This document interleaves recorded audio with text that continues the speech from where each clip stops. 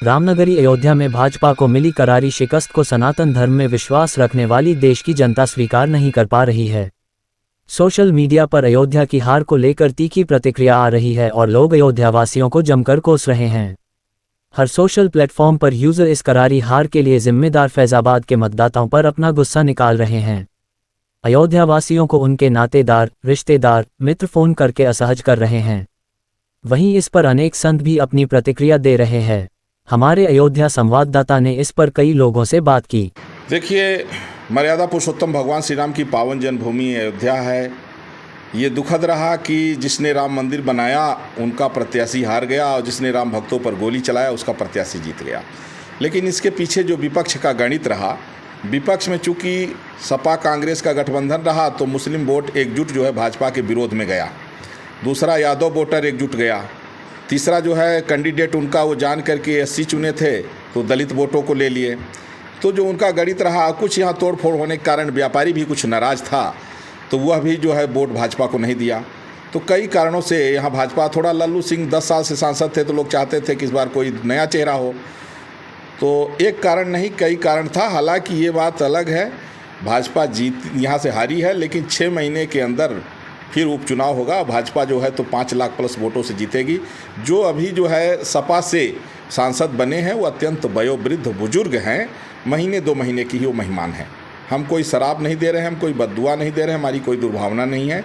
एक ज्योतिष के आंकड़े के हिसाब से बता रहे हैं कि महीने 2 महीने में ही वो निपट जाएंगे और इसके बाद जो यहाँ नुकसान हुआ है वो भरपाई हो जाएगा। एक बड़ा चर्चा का विषय है कि नरेंद्र मोदी जी जब से कुछ सीटें कम हो गई हैं, ख़ासतौर पर अयोध्या से हार गए हैं तो जय श्री राम बोलना बंद कर दिए हैं।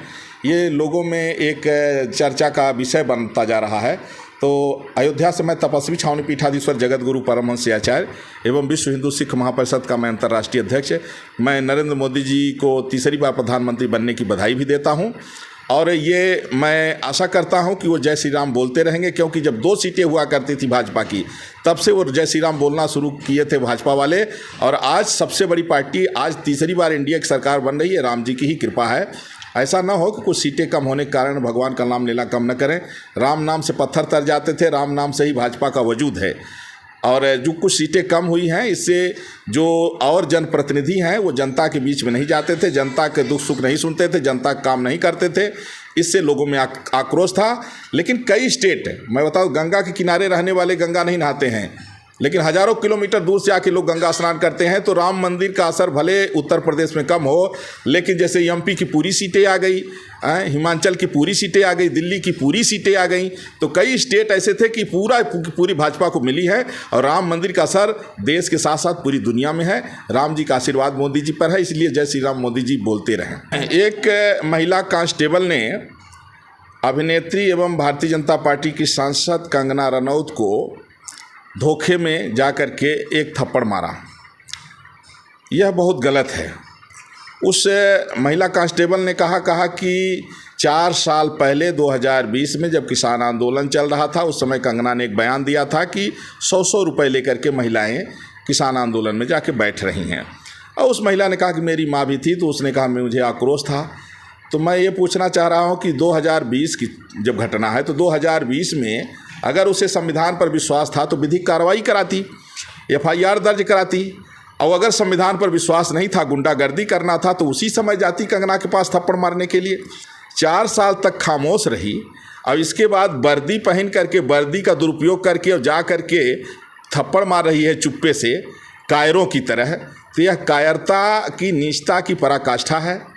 और वर्दी का विश्वास उसने तोड़ा है, क्योंकि जिस वर्दी पर देश आँखी मूंद के विश्वास करता है, अब देशवासी उस वर्दी पर भी शक करेंगे। कहीं कोई आ रहा है वर्दी में तो थप्पड़ तो मारने नहीं आ रहा है, गोली मारने तो नहीं आ रहा है। अयोध्या की पूरी जनता तन मन धन से भारतीय जनता पार्टी के साथ में थी, है और रहेगी। हम लोग हमेशा समर्पित भारतीय जनता पार्टी के लिए हैं, तन मन धन से रहेगी। अयोध्या के इस प्रकार से विस्तार जो हुआ है कि अयोध्या काफ़ी दूर तक बढ़ाई गई है। जो गांव क्षेत्र में भी इसकी संख्या जोड़ी गई है और शहरों को बीच में तोड़ फोड़ किया गया है, जिसके कारण कुछ लोग नाराज़गी की वजह से और जहाँ 4 बर्तन रहते हैं वहाँ खटपट चलता रहता है, तो कोई विशेष प्रभाव नहीं है।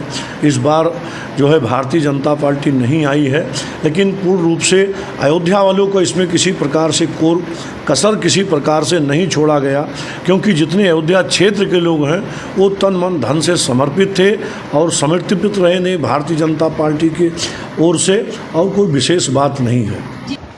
अयोध्या पावन श्री राम के नगरी से माननीय लल्लू सिंह जी, जब भगवान श्री राम का मंदिर का निर्माण नहीं हुआ था, एयरपोर्ट नहीं बना था, तब भी अयोध्या ग्रामीण नगर से पूर्व बहुमत से लल्लू सिंह को विधायक कई वर्षों तक बनाया गया। अयोध्या में श्री राम के नगरी से पूर्व बहुमत भाजपा को मिली है। कई लाख संख्या में वोट अयोध्या के लोगों ने भाजपा को दिया है।